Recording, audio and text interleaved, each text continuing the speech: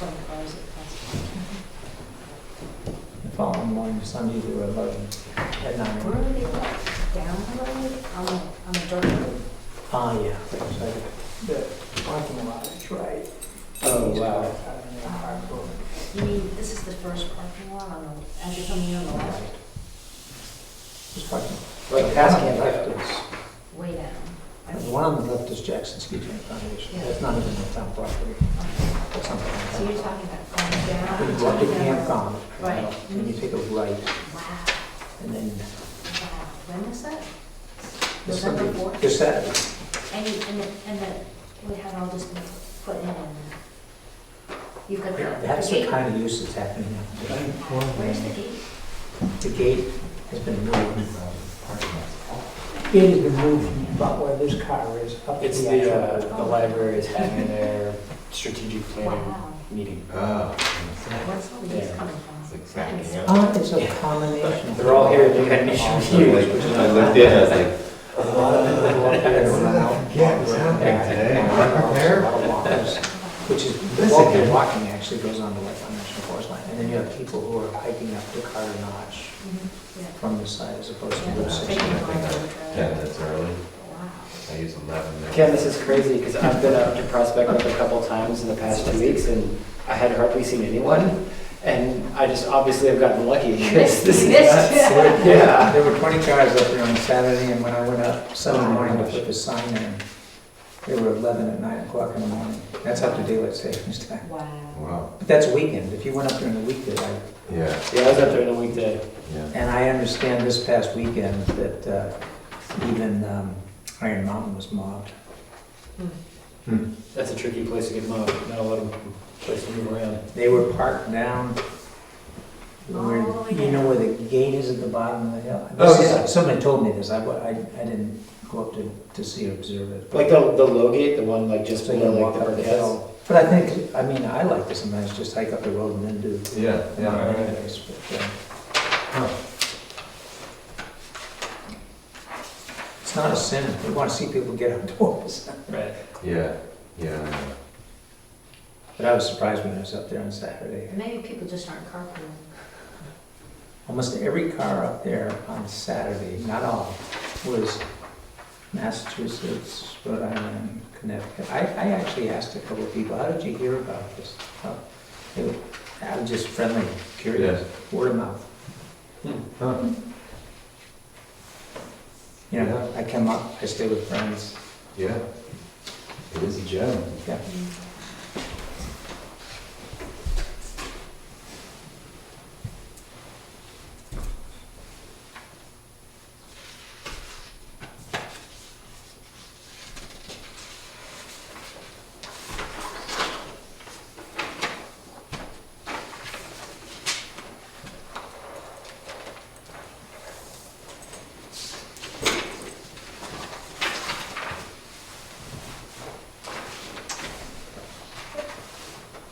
Extra pen in there. Thanks.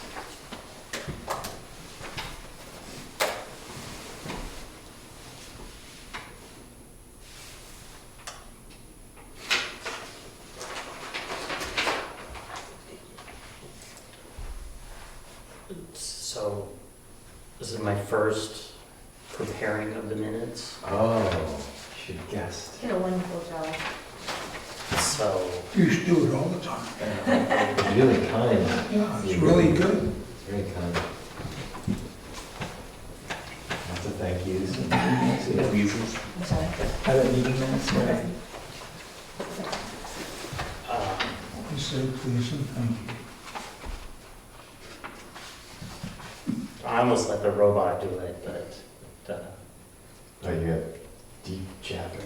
well, if you watch, when Hank posts them to Jackson Flicks, if you watch them on YouTube, it generates a transcript, and it is chaos.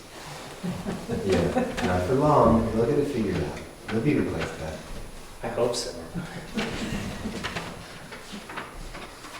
You get to see how AI works when you go check your spam.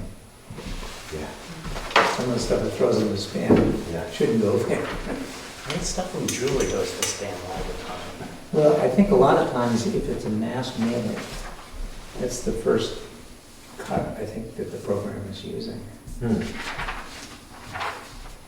Because, you know, if you're getting advertisements, et cetera, it's usually an email blast to anybody and everybody.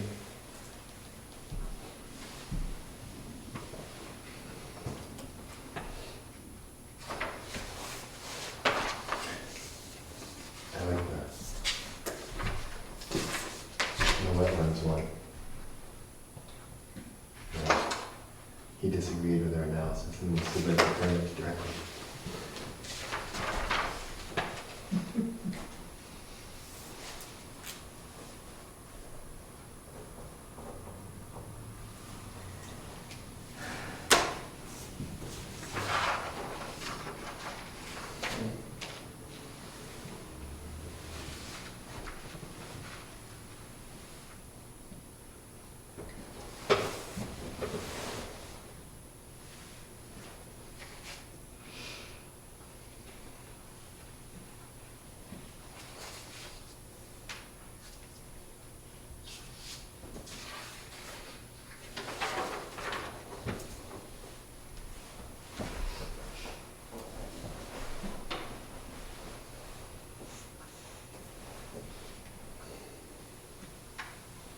That really should. Someone like tomorrow then. So, who's doing the minutes now? Me, Oh, man. Are we open the meeting? yes. I'll make a motion to accept the meeting minutes. Second that. All those in favor? Aye. Opposed? Thank you. Thank you. Um, So I guess first, on our Prospect Farm, just, there's a lot happened up there this last month. I'll give you an update. Well, yeah, I would just jump in that Rick Davis finished mowing the orchard and Hall's Ledge overlook, and it looks really good. I went up there on Sunday, so thank you, Rick. And I think he said he would like to do it earlier in the year, so I have it on my calendar to contact him in August when he would like. So we should be all set for next year. He would like to do it right after Labor Day. Okay. That would be optimum for him. So if he just knows about it, you know, mid-August, that'd be great. Okay. Right after Labor Day, okay. Because we originally moved it back, that should be fine. We originally moved it back because it was super early. It was like earlier in the summer, we moved it back for any ground nesting birds. Mhm. But like Labor Day is like totally fine, I mean, it should be fine. There shouldn't be anything going on then. I think most everything is fledged. Yeah. Yeah, and I'm trying to think pollinators or anything like super valuable going on right then, but I think it should be fine. Seems your that's the last week of August, typically? Yeah. Labor Day? First week. First week September, First week of September. yeah. Has milkweed come back in up there? I want to say there's some, but I don't remember being a lot. Did there used to be a lot of milkweed there? Well, it was quite a while ago, but it gets gagged out by, you know, other boards. It gets what? And it gets kind of squeezed out, but it does well on recently disturbed land. So I don't know that we're gonna go up there with rototillers. Yeah, what's interesting is I was reading a thing that the milkweed that's most favored is milkweed that's been cut early in the season. And so it's like stuff that's come back up, which would then like, because I know we had a discussion at one point about like, oh, like, do we mow early to try and favor monarchs? Right. Do we mow or late to favor birds? And I think the overall consensus was that like later was kind of maybe better all the way around for other things Doesn't besides just cutting it monarchs. just kill it? And maybe lets other stuff come up, you know, other seeds come up?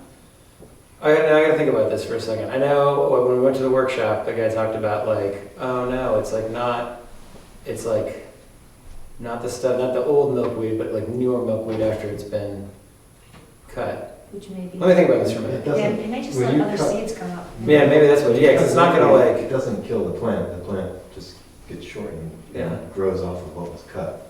Because we cut it at Bobby's, certain areas get cut and other parts get left till it gets mowed for hay, Mhm. or not hay, but just And it still grows, you think? the stuff that gets slightly cut, I believe comes off the stem and continues to grow. Mm. I don't believe it's another milkweed plant that Okay. comes up where the other one was. I can look it up again. Yeah, just interested in. Yeah.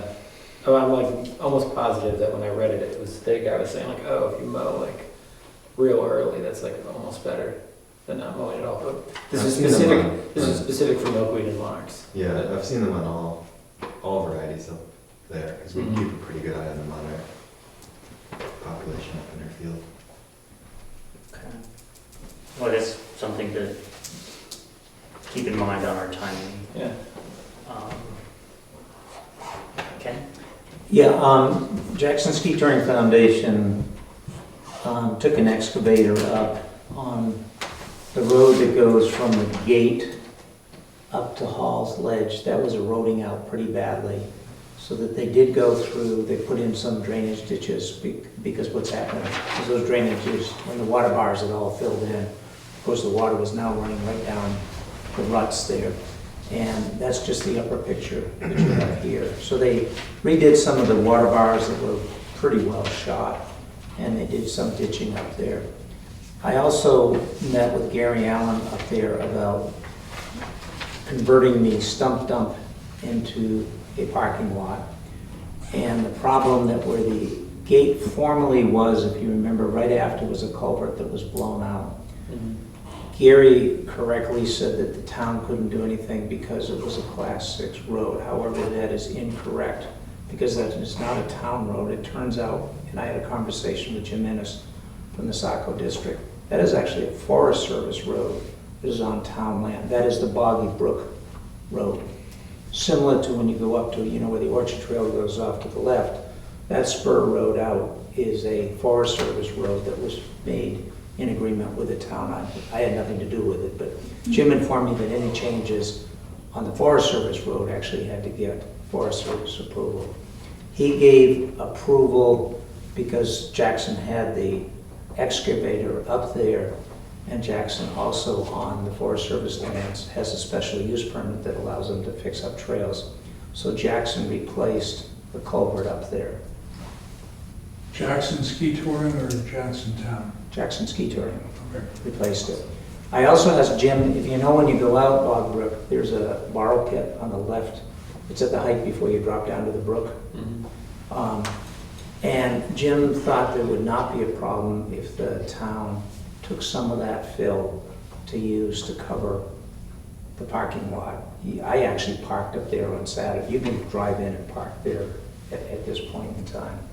When Jackson had the excavator up there, they also went down from Camp Gout down to just a little bit past where the Jackson Ski Touring Foundation, and he just took the front end of he took the bucket. He pulled out the one rock that is quite a mini person. That huge one? Yeah. Pulled it out. Yeah. Yeah, it was a catalytic converter. Oil pan. And a lot of people were driving way off into the ditch there to get around. So that rock is gone. That's awesome. And then, as you can see, the area where the one picture with the excavator right here, which looked like the Israel Defense had just come in and hit Gaza. Are you Remember the saying- great big craters that, This is the one from the ski touring parking to No. Camp Gout? no. You're at Camp Gout, Mhm. and you take a right Okay. onto Boggy Brook. Yeah, That was okay. huge craters, and everybody kept driving out. So again, he just took the excavator and tried to smooth that back out. That's good. So it is all much more passable than it was before. I mean, it is kind of a quandary because that is town land. The place where people can park up there is on a Class 6 road. The town can't fix it unless it's for emergency purposes. But the Ski Touring Foundation did that fixing. And that's also in part because the Ski Touring Foundation has, even in its agreement with the town, can improve its trails. And that is actually the winter Right. ski trail. So Right. that was kind of the guys from which all of that happened under.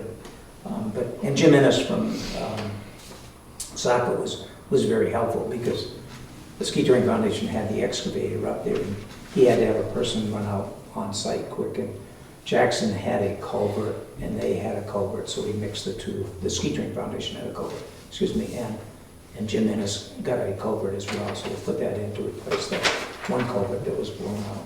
So now you can access up to where the new parking, where the new parking lot will be. And then on Sunday, I went up, and I don't know if you remember at the old stump dump, there was that crazy sign that would look like it had been painted by a seventh grader. Yeah. Yeah. I just took that sign off and I took that post, and it's a big sturdy post. And so I put the sign in, if you remember the one that we had made for additional parking. So that's, and I put it right next, just before you get to the first parking lot, that's where the trail sign is, right up there. So that's the update on Prospect Farm. Maybe we don't need to do this at all, but I was wondering if we needed to move, there's a don't block the gate sign. I saw that as As I was the old leaving. one used to be. That should be moved Should out. we move that one up to The the? Forest Service should have moved it when they moved the gate, but yes, that should be. If you beat me to it, I'll be happy. I'm not gonna be stupid. That one is obscured in the woods there almost. Yeah. Yeah. The, And I should mention, as we were discussing when we started, the use up there this past weekend was, when I was up there on Saturday, I went up with my wife just to walk the dog. There were 20 cars in that lot, as you can see in the picture here. Mm. I went up Sunday morning at 9, this is just after daylight savings time. There were 11 cars there at 9 o'clock. And interestingly, on Saturday it was a lot of out-of-state. On Sunday it was a lot of locals from Jackson, et cetera, coming up to run the dogs or do a quick walk or whatever the case might be. But there's no question it's very popular.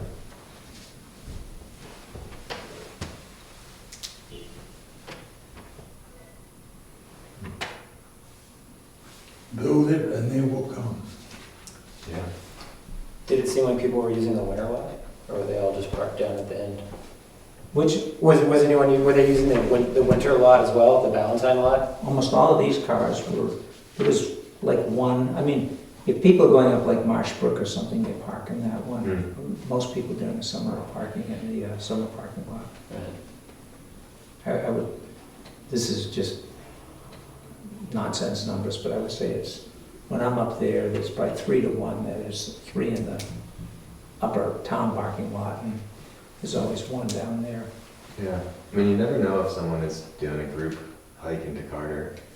You know, if you're doing something like that, a group of 10 people. I to- actually met a gentleman in the morning of Sunday, he was hiking up to meet his mother who was hiking down from Carter. But of the 20 cars, because I went up immediately the next morning to put the sign in, there were 4 or 5 cars when I got there, and that meant that these people were staying over at the Yeah. hut. Yeah, But the bulk of these were day people. yeah.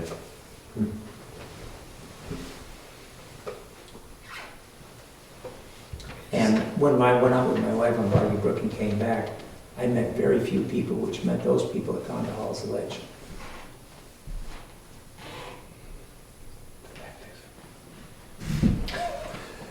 well, okay. I did have a question about who was doing that work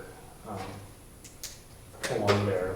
And it's good to know that we have some sort of resolution on how we can do work on that Class 6 road. And, The town can't, well, unless it's emergency. Right, and But they have. the abutters can. They should come to the selectmen and say what they're gonna do. But they can do the work. I mean, it's not like, oh no, nothing can be done to this road. So it's either the abutters, or let's say ski touring is basically an abutter. Well, ski touring also has agreement with landowners that they have the ability to repair a trail. So that was the, Right. very similar, but that was the logic of the ski touring actually. Usually the protocol would be to come to the selectmen and say, we're going to do this. But in order for the town to keep it as a Class 6 road, they can't. And we've kind of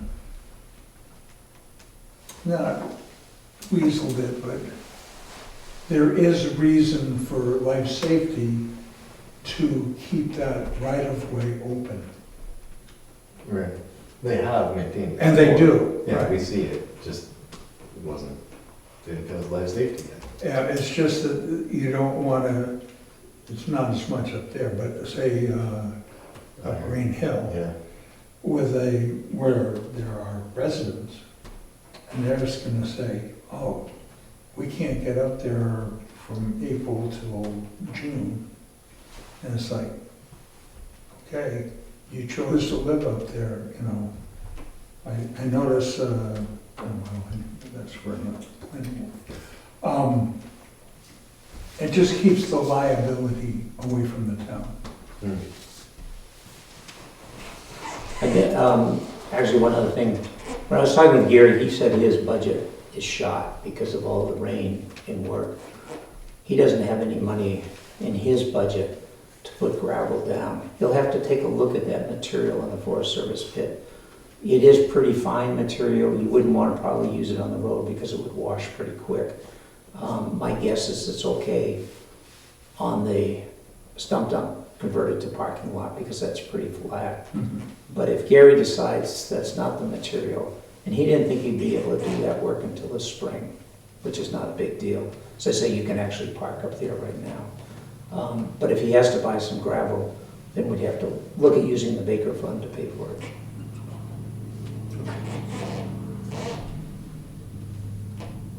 Okay.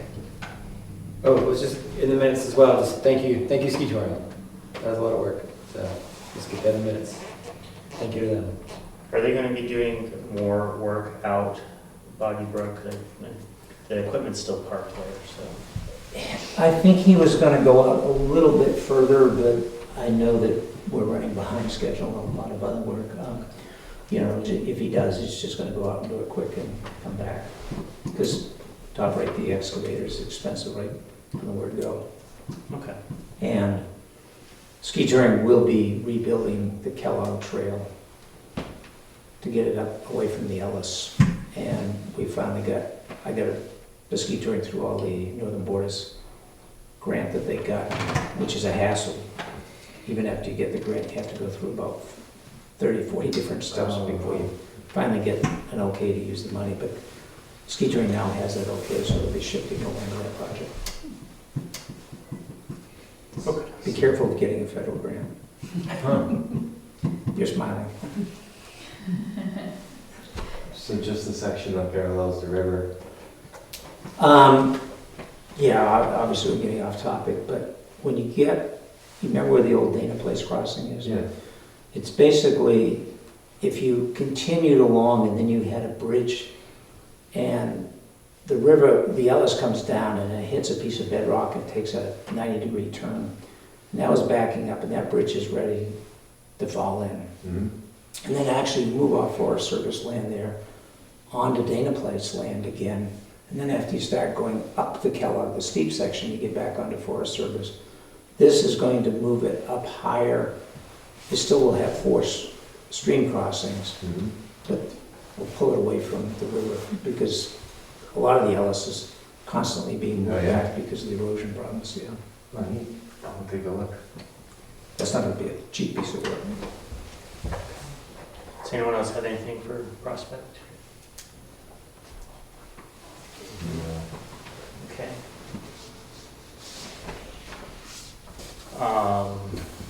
Jackson Falls, as people have seen, Gary got the posts in and I got these signs up.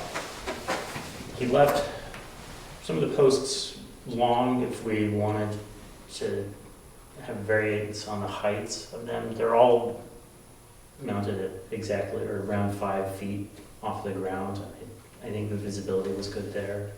Mm-hmm. So if everyone likes that, we can just go through and cut those posts back. And there was a couple of knots that needed to be trimmed to get the signs to sit flush on the post, but I think we're all good there.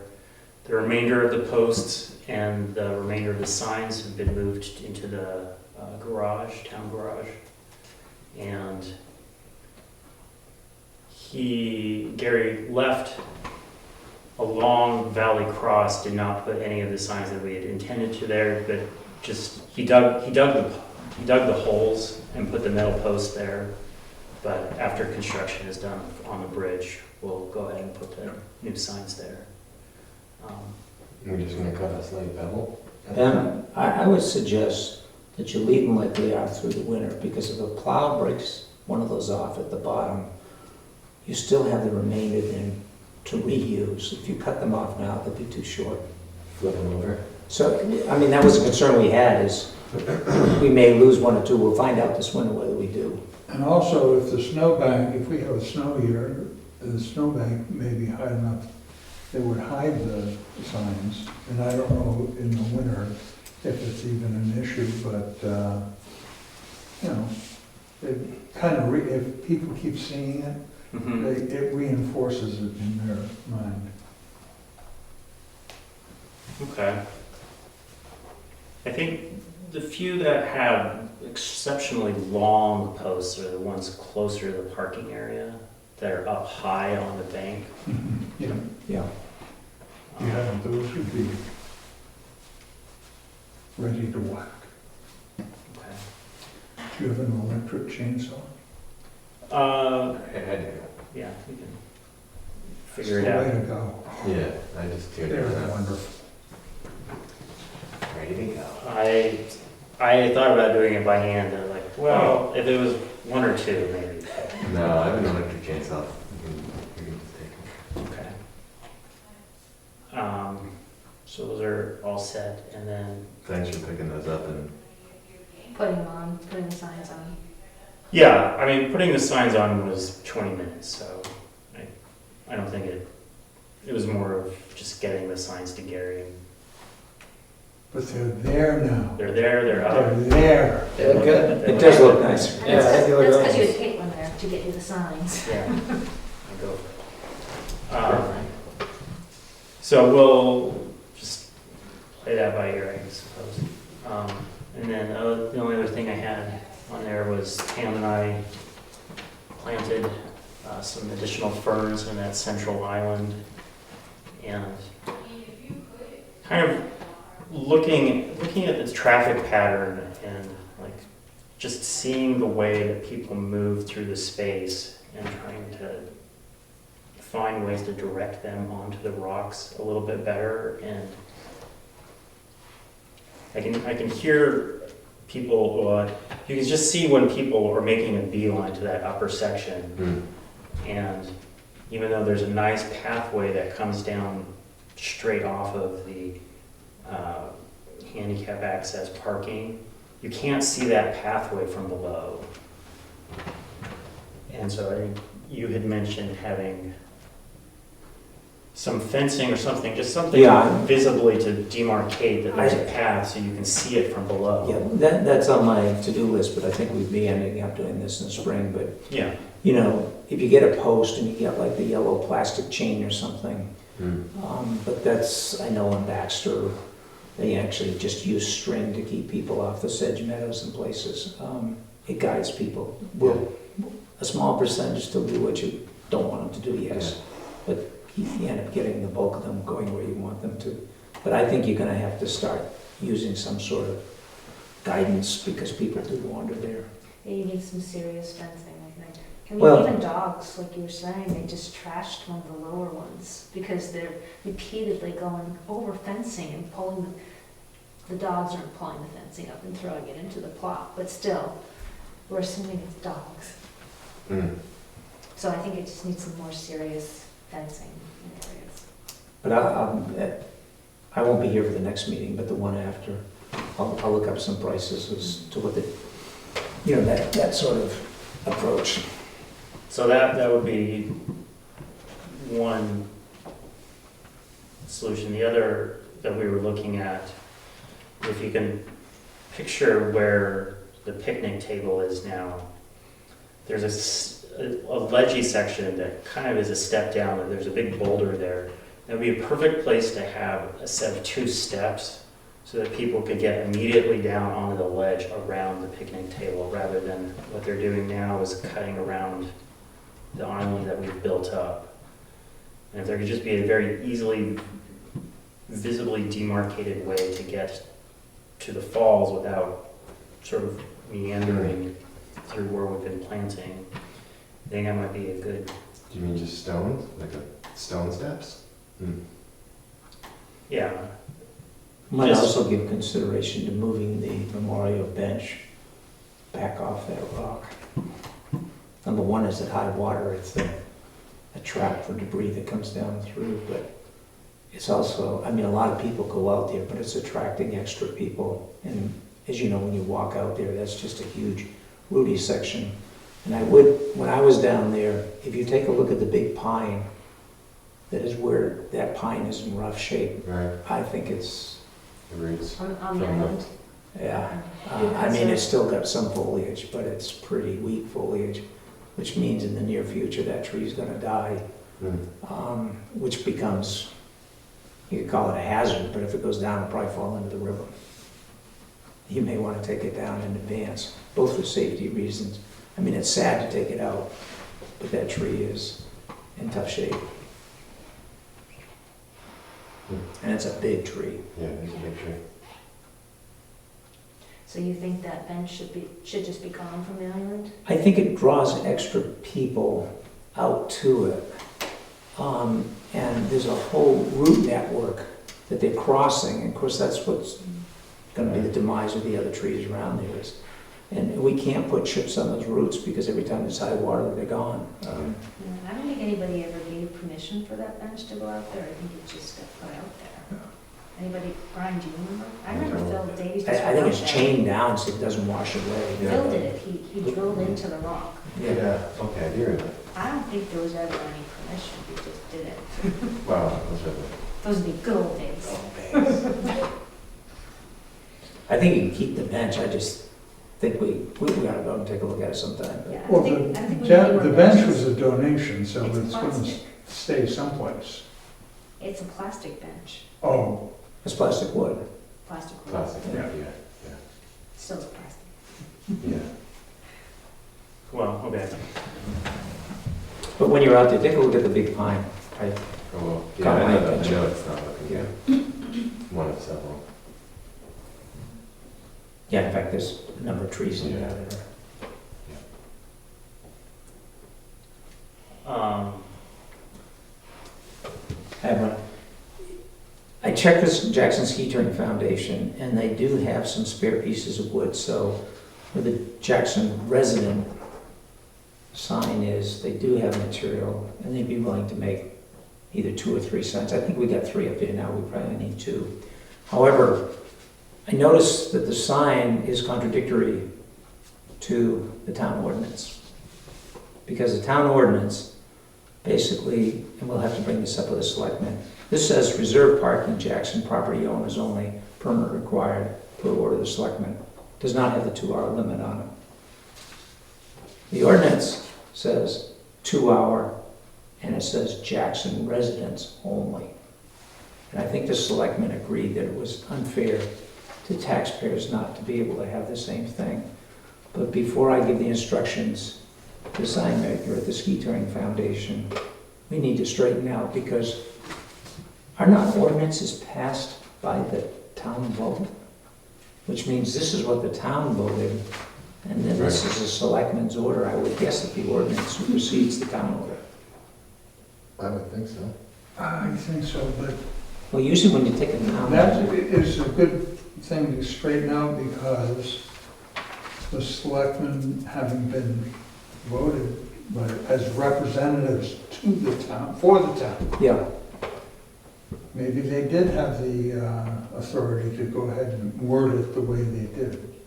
but either way, if somebody goes to the website, they get this information. Right. You drive up to get this information. We don't want to pay the sign maker, pay to have a sign made. We have to take down, because I can touch bases with the selectmen. I think it's pretty simple, but we need to straighten it out before we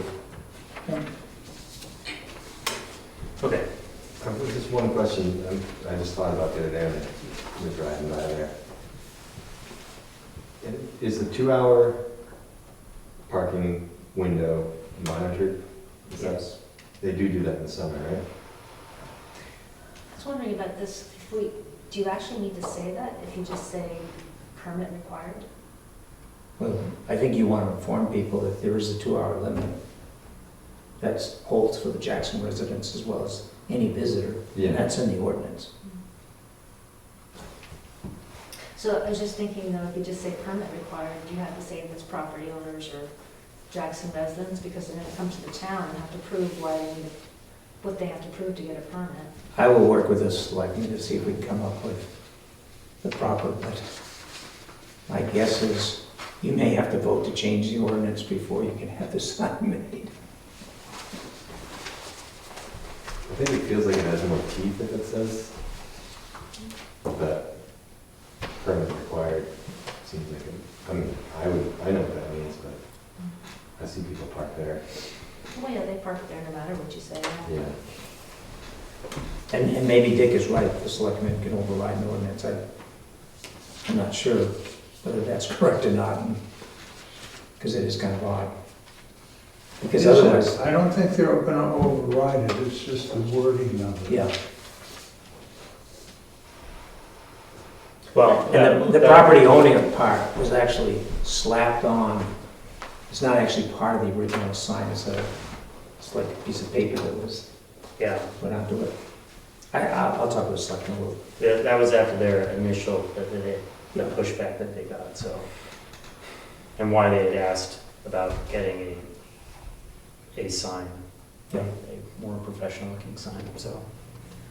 Okay, if you'll follow through on that, I may just send a message to Barbara about that. Yeah, if you wanted, that'd be helpful. Okay. Any Gray's Inn items? Still not there. Well, actually, one thing before we move on, are we in agreement that we would pay for the cost of having the signs made, because we'll be drawing from their material? And if the town asks us to make signs, to replace the signs that are there? We paid for them, we Right. paid Jack, the ski touring isn't gonna, because that material is not cheap. Mm-hmm. Right. But what we're saying is the We- town has asked us to replace those signs Yeah. with signs. I just don't want to give the ski touring an okay before we've had approval that we're willing to expend money to do the job, which is what we did with the last signs. I think we took that funding from the Jackson Trust Fund. Wentworth Wildcat, Wildcat, yeah. Yeah, so that's, I don't think anything we've done there has come out of our. Yeah. our- I'm just asking for approval to move ahead. I guess this kind of falls in where our responsibility for managing up there and things that the selectmen have done.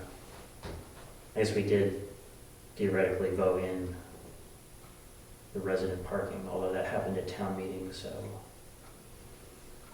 I'll ask Barbara if she has any, but I think we have, especially if it comes next year, we'll have funds to pay for that out of the Wentworth account, so. Well, the sign maker just told, I asked him, do you got some spare pieces? And he said, yeah, I've got some right now. Of course, we'll be using it up, but, and then when they finally use it up, they'll go buy another whole sheet. But he's got a couple of pieces now that will do the work. Okay. So if I can get the wording done, Well, our and are we, deadline for drawing from the funds this year is in mid-December. So if it was to get drawn out of there, we would need to know before then. If not, we can do it in January. that's fine. Okay. I mean, I'll tell them to go ahead and then we can vote it afterwards. And 2 or 3 signs. I'd say 2. The fewer the better. Hmm? The fewer the better. Yeah, I agree. Because we have 3 currently. Because now those 2-hour ones at the parking just jump out at me. That's why I asked. I feel like very slowly we're going to just be replacing all of the signs there, so they all match now. So. And we're That's gonna what jumped out at me is there's still a bunch of metal signs. Yeah, exactly, now you go by, you're like, ugh. Yeah, I actually think if you took those, I mean, I agree with you, I think the wooden signs, the ones that we just put up are far better. Yeah. But if you just took the 2-hour ones and moved them down on the post, I think it would be better, because Yeah, they're cockeyed, it's, and on the post is gonna be as effective as being I on totally the. agree. I think that's what it is, it's just, it's too many So put on, things coming put out. on the post, Yeah. the hitching post. Yeah. My only question is, if we only do 2 signs, is someone gonna say, well, those are for those 2 spots, and this spot is unsigned, and do we care? No. It depends how people Okay. park when they pull in. That's- I guess it depends on how militant you wanna be about That's for having the 3 police spots. to take care of. Yeah. Okay, just, Thank you for asking. It occurred to me too. I mean, we could do the That, arrow, that just, we cannot do that. That just is, it's not What if we do effective to 10 people. I don't understand that. If you don't have it on both sides, between the posts, like, you just drove past it, you didn't see that one. I see people park between those all the time. Well, if you wanted to go with those signs, and I haven't done a count, we could have Jackson just order a whole sheet, and then you'd have enough to do all of the above. No, let's just do the, And just move it, there'll be scraps coming. move it down onto the book, but move the other Yes. side up. I think So so. somebody has to I vote. think they can look different, but they just can't be on those. I think we should just have one really big long sign. It's like a band. Just stretches the length of the whole entire, line. yeah, just the entire thing, one And big have it, long and line. have it be like, what, rotating? Maybe Yeah. LED, we can change it as we'd like. It's 3-hour parking. Put some advertising on it, it'd be great. Yeah, 15 minutes. go Celtics. well, as long as we get corporate sponsorship on it. Yeah, Coca-Cola. Coca-Cola. They'll- FTX, Yeah, gosh. take the Okay, signs from the stadium. okay. Grazing. Still not there. Still, Like I said, it's still up there. No, it's still nice and quiet at Gray's Inn. You don't get 21 cars parked there. Don't tell anybody.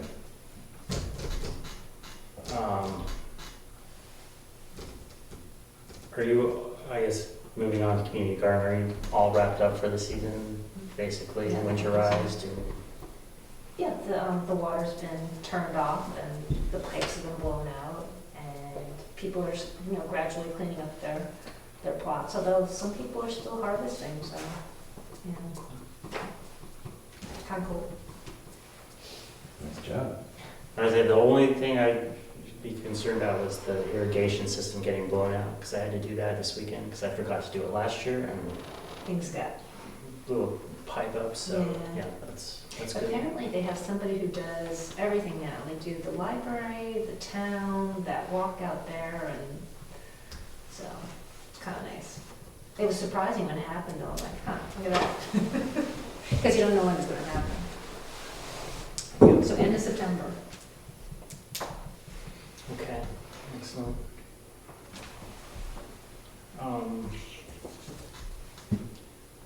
Don't have anything for Wildcat River. Conservation easement. I can't remember. Mike, which one? You do the Rockwell? I usually do Rockwell, and then sometimes I'll do, whatever Tom's is. Their contact information has changed. Let me think about that, is it not Seth anymore? I should know that. It is, but there's a couple of other trustees there. and- I know that the Rockwell family was looking to, oh yeah, they moved it down to the next generation. I know that's a thing that's happening. Okay. Um, Well, in there, they just responded to the letter that Mhm. was sent out with an updated email. Okay, And I'll send that to you. yeah, I can ask at work too. That does ring a bell. And So the letter's been sent out. letters As a have gone out. notification to the homeowners. Yes. And,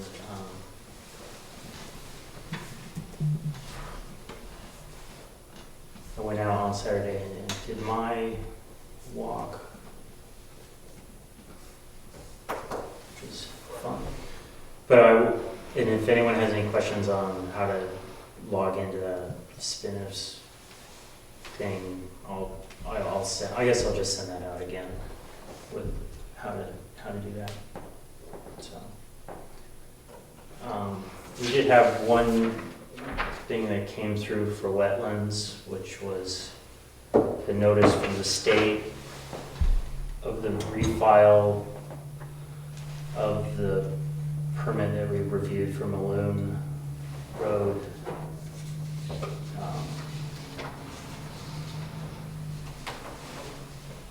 So I feel like this puts us in this weird limbo because they filed under it the expedited. Well, they couldn't. They can. It just is a longer time period if they don't have a signature. And we have a chance to comment because it didn't go through with our signatures, so we're notified that they're filing that way.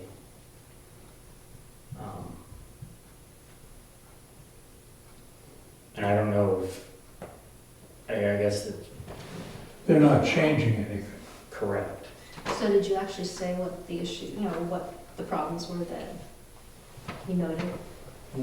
I have not done any correspondence with DES. This is just their notification that they had received a permit without our signature, and that if we don't respond within the window, then it will just go through their regular review process. So this is our opportunity to basically say, by the way, my brother-in-law's changing his job.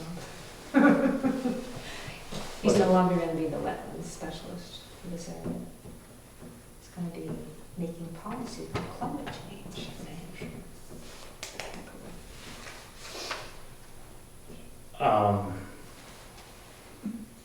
Ben, refresh my memory, but when we got the first documentation and we filed, did we file with DES or did we just file? We do with not the- file anything. We review it, and Make our comments. But we made our comments to the developer or to DES? DES.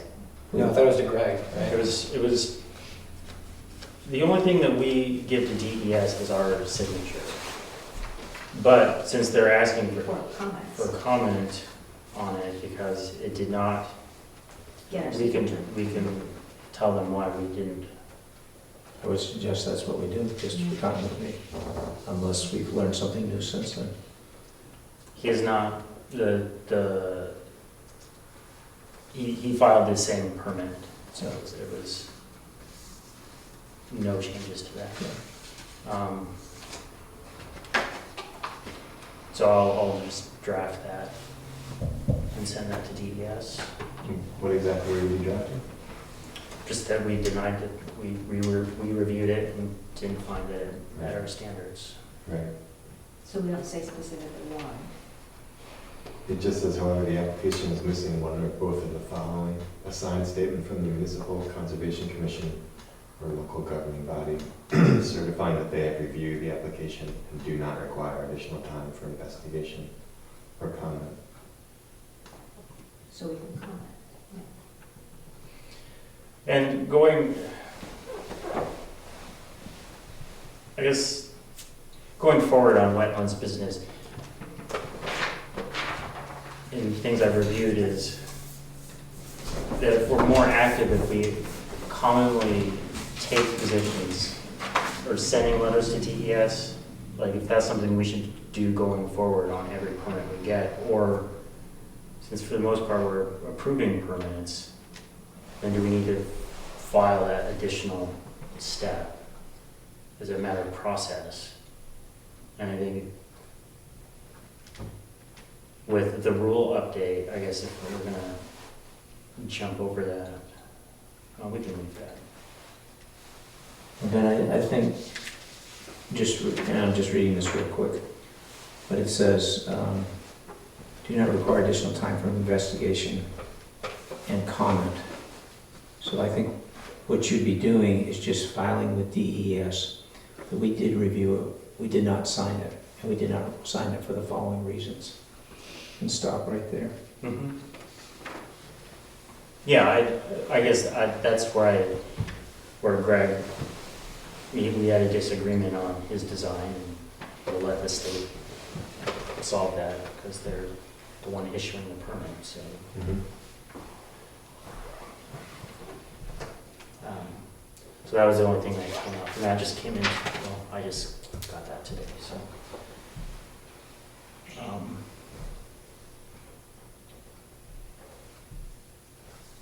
My feeling was that there's other ways to do it. It's just that the way that was chosen was probably the least expensive and simplest way Yes, to do it.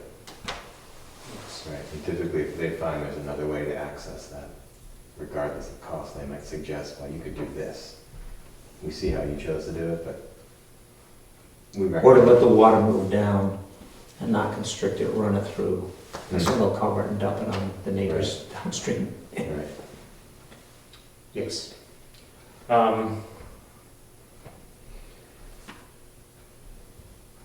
So I will do that.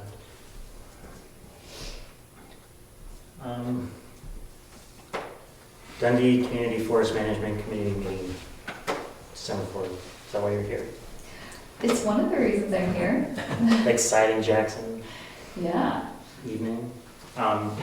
Is there anything you'd like to speak to that, or? I'm just hoping that you all will choose someone to sit on the management committee. I think it's a really important role, and we'd love to have your feedback as we're bringing all the stakeholders to the table. So I'm just here to champion the idea of this management committee style. So if you are unfamiliar, it's the same management type that we operate Pine Hill Community Forest with. And so it's worked well so far in that we have representatives from the school, Tin Mountain, Conway, and different constituent groups like the White Mountains NIMBA. So they're all discussing the impacts and needs of the forest, and that's very much what we are hoping for the Dundee Community Forest Management Group. So, having representatives from Jackson, Bartlett, the goal is, again, Tin Mountain Fishing Game, Jackson Ski Touring, so are just some of the few people. So we're trying to bring a diverse group of people to the table. I guess one of the things that Dick and I just mentioned is we'd like to get a hard copy of the, what was it? Of the 40-page management plan. Yeah, the multi-resource management plan. Do you also want a copy of Rick Vanderpool's wildlife management plan as well? That'd be great. Okay. I can drop those on my way. It's so much easier to have, a hard copy in front of you. I agree. I think there's also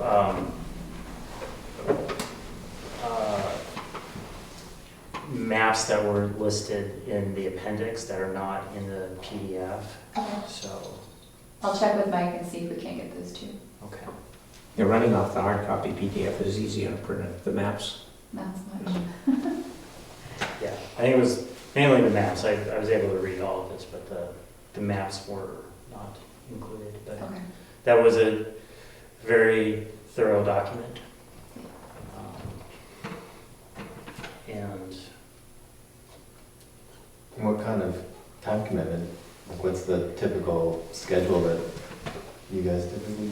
I think they meet, like Pine Hill meets for an hour generally, I think once a month. So it's not a very giant time commitment. I think that as we consider the needs of the forest, there may be time periods where there's additional commitment. But I imagine that in the beginning, it'll be about an hour to hour and a half meetings. So Okay. just as the group gets to know one another and learn more about the property, I imagine the meetings are a little bit longer. And then that's what I'm guessing. Okay. And how big do you think the group is going to be? That's a great question. I think that we wanted to keep it to fewer than 20 people.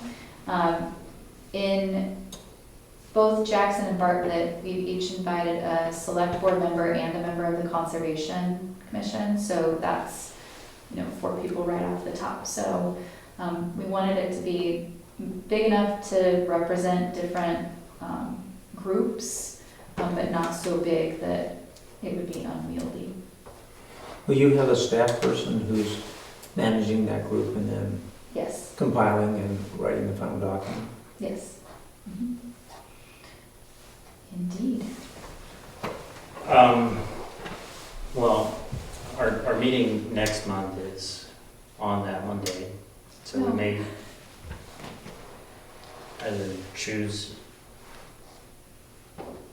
one of us to go, or we can just reschedule our meeting.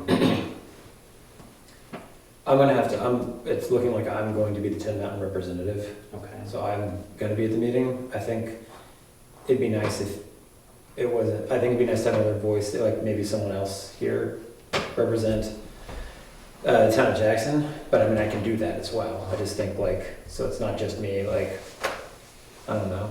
Shouldering both. Yeah, my ideas are the best. Oh, forever. I've got 2 votes. Yeah, I got 2 votes. Don't mess with me, I'm a voting block unto Why myself. don't we move our meeting? I think we should. Because then, say if you wanted to go, you both could go, and it wouldn't be leaving us sitting at the table wondering what to do. You weren't here, we'd just be sitting there staring at a computer screen. I know, my leadership is so brilliant. Okay, well, I can plan it. I was planning on attending, so. Great. Not telling us that. Can need to be done, the chairman of the meeting. And I can't remember if I let Mike know that. I think I was waiting for tonight to let him know if anyone else wanted to attend. I can attend. I mean, I've got to check with Jackson Ski Touring, but I can, but unfortunately, I have a separate commitment on that night. Okay. So even if it's a Conservation Commission meeting. I believe we plan on recording the meetings, so you can listen to them after the fact. So, Okay. Okay, well. That's thank good. you. You're welcome. Thank you. Yeah. Do you want to move us to the Tuesday night? I will be out of town that week. Not that you can't move it, but Tuesday, clerk elections? December? It says clerk elections, I'm not sure what that is. Well, I think I can make that work. If that is okay with everyone, move that to the 5th. Tuesday. Yeah, that's it. Yeah. I probably will be absent for that meeting because I'll be out of town. Okay.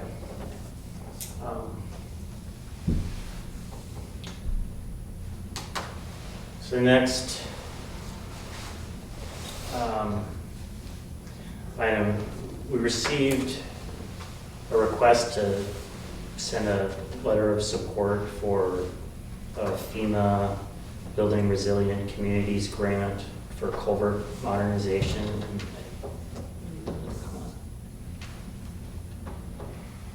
And it's very early stages now. It's just that they're developing a draft financial strategy. So they're just asking for us to sign on it. They're not asking for any monies or anything from us other than just expressing interest in doing that. I think we've discussed that. I don't have any objections to. Just signing to support.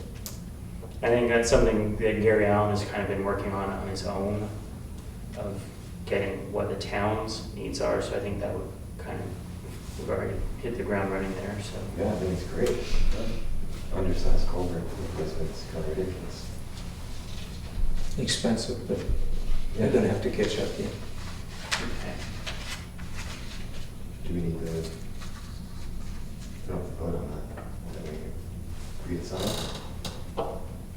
I guess we could take a vote on that. Just that we, in support the financial strategy feasibility planning process project. Rick? I'll make a motion that we support that. Okay. I'm gonna second that motion. All those in favor? Aye. Any opposed? No, thank you. Way to get on the board there, make a motion. That's good. I think that's the first one. Scoring some Didn't points. even have to get that much of it out. There we go. Expecting a little bit more. So we had, there has been a rules change for wetlands permitting.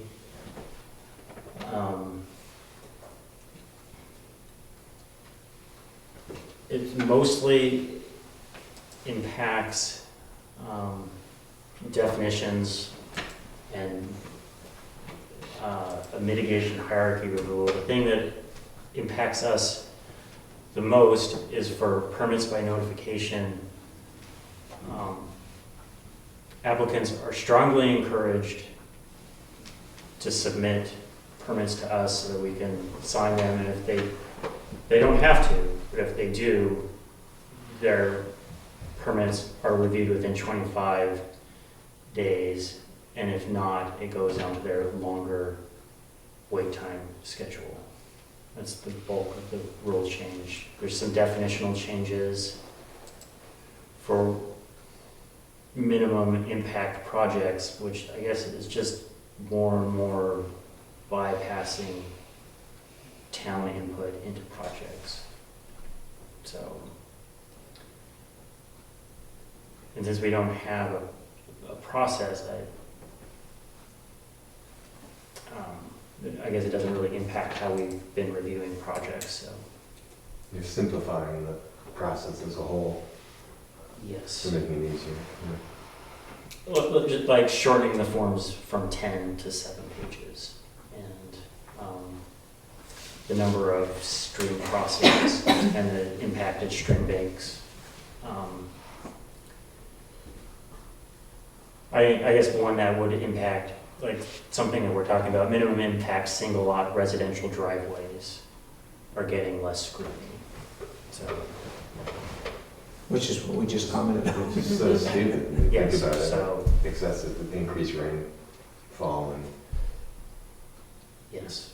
more challenging lots that are available.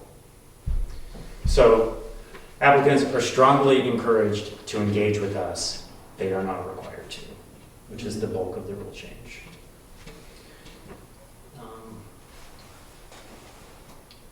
And the last thing I had on the agenda, I was speaking with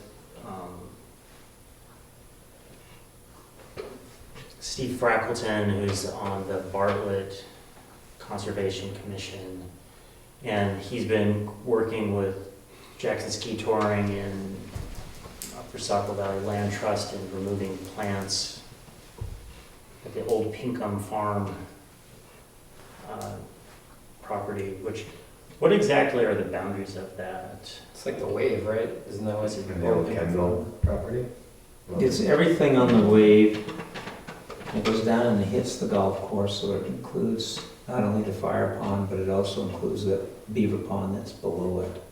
Okay. And then it's 80% of the wave, the very top part that goes up around where the pump house is actually on common land of the Cameron Drive development. So the John, the Henry, and when you're on the, what they call the airport, if you go maybe 50 yards uphill, then that becomes the Kendall property again. Gotcha. Okay. Well, they were focusing on removing bittersweet from the apple trees there. He said they did not, they had 3 people show up for their first work day, and I told him we'd help promote it any way we could.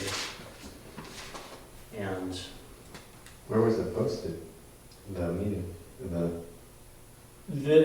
The call for volunteers went out through Ski Touring's newsletter, which is where they got things. Ski Touring has volunteers who organize work groups. They, Yeah. So on Thursdays is their work day Mhm. to work there. And I it goes don't, to my other email. so, and what they've done is they've cut it, but they don't have the expertise, nor does the Ski Touring Foundation. But after you've cut it, you can lay that stuff down, but then you have to go back and treat chemically, you have to treat the stumps to finish it off. Because we Comes won't, back. And what do you treat it with? you'd have to hit it with an herbicide. yeah, so just as a model of small volunteer removal projects, you can see how effective those are. It's awesome.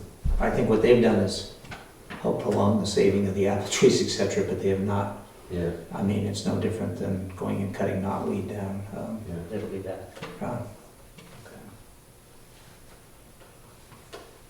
Well, I guess it's just moving us towards like really taking a hard look, or not a hard look, but a position on using herbicides, that they are effective. They're effective in low dosages, much lower than their printed on-label application strengths, especially for treating bittersweet. And I guess just kind of working on getting people a little bit more comfortable with that, or as a long-term solution. With bittersweet, I haven't checked this, but if you cut it, can't you apply it to the top of the stump The then, stem, yeah. like paint it on? So if that's the case, and I haven't, as I say, I haven't checked it, then the risk of it actually being a broad, herbicide that's out there hitting everything else is not zero, but it's pretty damn small, because that's spot treatment at that Yeah. point. Unlike knotweed, where you're going to have to hit the foliage in September, you're going to have to use an aerosol for that kind of treatment. And there will be some dispersal, most likely, when you do that. But again, the nature of these beasts is you can't just cut it and walk away, because it'll come right back again. Yes, and I will follow with him if they're going to do any chemical treatments there, and see if they'll do some test. There's no plan, I can tell you from the ski touring, there's no plan right now to get into the chemicals. That group is not experienced in it. That's what they told me point blank, which is true. Okay. And the Ski Touring Foundation would not want to get into that without, they would have great difficulty probably funding it. And Dick, I know you mentioned at the last meeting, they might be able to apply for some funds. That's something that they might be able to look at in the future, but,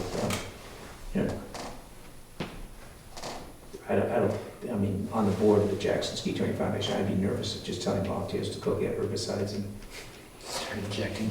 yeah, if somebody, And one other source of funding that I just happened to stumble on today was coming back with money, moose plates. The state has funds that they put into municipalities for conservation. L-chip? I don't know if it's LCHIP. I'll have to look at, I think I think the moose plates are the L-chip Are program. they? Yeah. that's the funding source. That might be a place to get some help. Mm-hmm. So Moose Plate and L-chip are two separate funding sources. Oh, they are? They're different? Yeah. Oh. So, so look those up. But L-chip typically is like historic preservation and conservation acquisition. Moose Plate is different. You can tell the L-chip comes from the money that you pay for the deed mortgage plan and discharge that's recorded at the registry of deeds. You pay $25. So that's a source. What we read quick with the moose plates was water quality was one of the Oh. things they Okay. put money into. And it did go to town, so it might be worth sniffing around. That's good. I again was unable to get time to attend the New Hampshire Association of Conservation Commission's annual meeting. It was just this, I think it was this weekend. But they'll have recordings up of that soon. They had a couple of interesting ideas about funding conservation bonds for bigger projects. I don't know. But I guess if anyone is interested in reviewing that, I found that they're a good resource, but also makes me feel bad that we're not more organized. But we can do that. And does anyone else have anything else? I have one quick thing. Yeah. But this really doesn't fall under our purview entirely, or maybe at all. But since there's not really a Parks and Rec thing, some people in town have noticed that the dugout is like completely destroyed, and so we need to figure out who manages that, who from the town manages that. It needs a lot of, not structurally it is fine, right? It's but the inside, some no good nicks broke in and smashed the place up with a hammer. Really? Oh, Yeah, there was a sink and a bathroom in there. Oh, yeah. And the bathroom is not a place you would ever want to walk into. And the sink is like completely smashed. Like someone took a hammer to it and smashed the whole thing up. And it just, the whole thing needs to get like fully cleaned out. And it's just none of the soccer parents, none of us want to do it. I'll ask Julie about that. Yeah, I just don't know. They asked me, and I was like, I don't know. I can ask at the Conservation Commission meeting because like it's kind of what we do, but also not what we do. You should look and see how it was, So when it was rebuilt and redone, where that Yeah. came from. I mean, structurally the whole thing is fine. Someone just went and kind of Vandalized it. Yeah, vandalized the bathroom. I think the water's shut off it now and destroyed the sink. And then there's just like other stuff that just needs to get basically cleaned up. Because in that building, that's where. And the code needs to get changed. That's the big thing. Because whoever got it there needs a code, so we need to change the code. Because the controls for the water that go over to the walker in that building, and so I think the water precinct has access to that Okay. building, if I'm not mistaken. But I'll check with Julia. Thank you. I wasn't real sure who.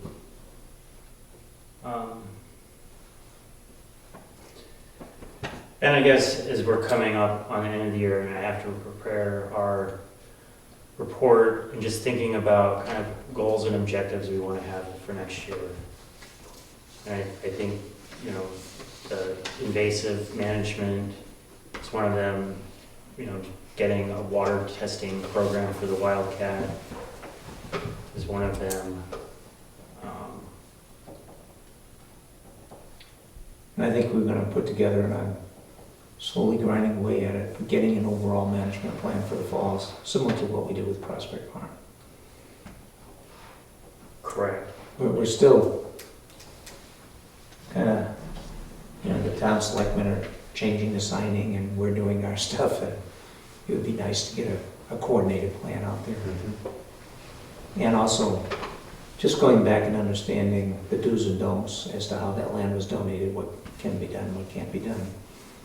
If you recall, when the citizens group got together, they were going to try to just restrict it to Jackson residents, which was not legal because the way the land was deeded over to the town as a donation did not permit that.